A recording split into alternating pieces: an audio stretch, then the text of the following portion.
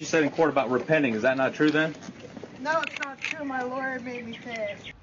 So when I first saw this clip, I was like, right on. I mean, by saying this stuff, and she knows what she's doing by now, gives her so much convict cred. But so then I was researching, trying to find out where she was being held. Maybe I was going to make a video on how to send this bitch money, right? Then I found this.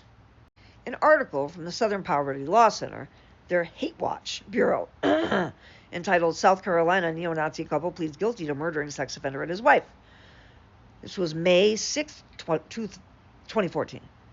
A neo-Nazi skinhead and his wife stood side by side, smiling at each other and wearing his and her handcuffs as they pleaded guilty today in South Carolina courtroom to murdering a stranger and his wife because they found his name on a list of registered sex offenders.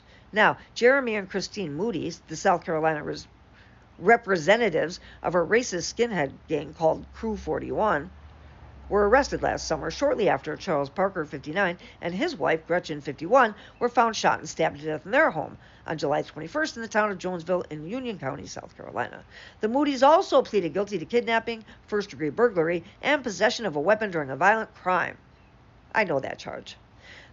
But that's where our similarities start and stop. They each received a life sentence in prison. Jeremy Moody, who was 30, confessed early and often to authorities that he killed Parker because Parker was a convicted schmex offender. Moody said that when he was arrested, it was in intention to rid the world of schmex offenders and pedos. When he was arrested at his parents' home, the state reported, investigators found that Moody had written down the name of another schmex offender he apparently planned to murder. As for why Parker's wife was killed, Moody told investigators at the time she was simply a casualty of war.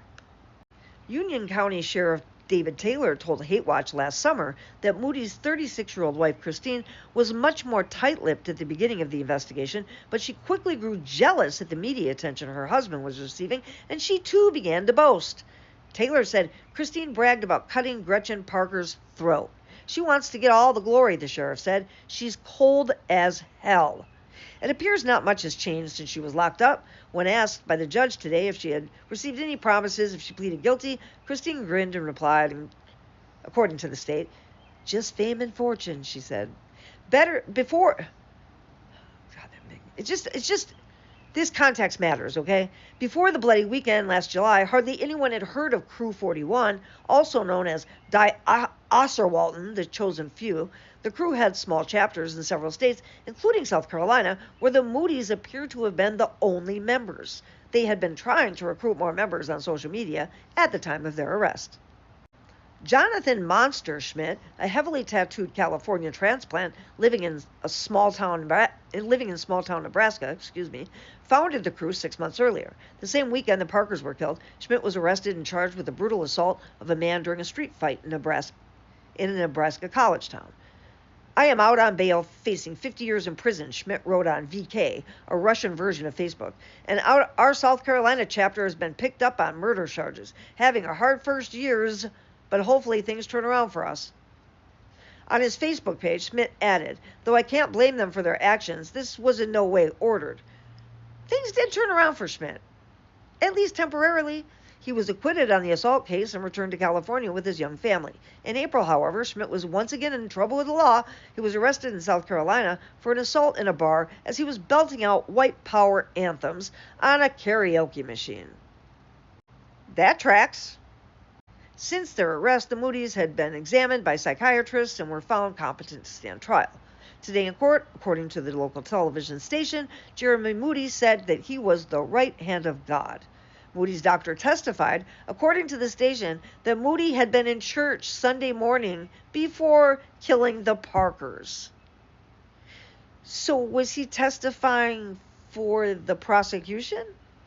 Because by saying he was in church Sunday morning right before he went and unalived the Parkers,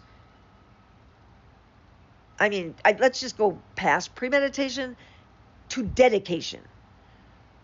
And then Moody said they got exactly what they deserved. I was going to do the Trump voice. As he was being let out of the courthouse. "Had to do it all over again. I'd kill more." I'm surprised he didn't say, "I did it for Trump." His wife also had no regrets or remorse. Killing that pedophile, she told the station, was the best day of my life.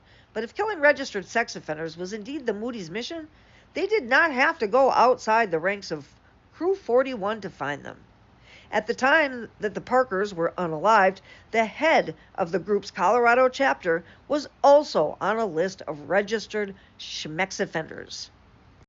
This video indicates that context matters, for one, in this age where we consume short form content. Sometimes the context is incredibly important. I think this video obviously shows that the call was once more coming from inside the House, specifically the Republican House.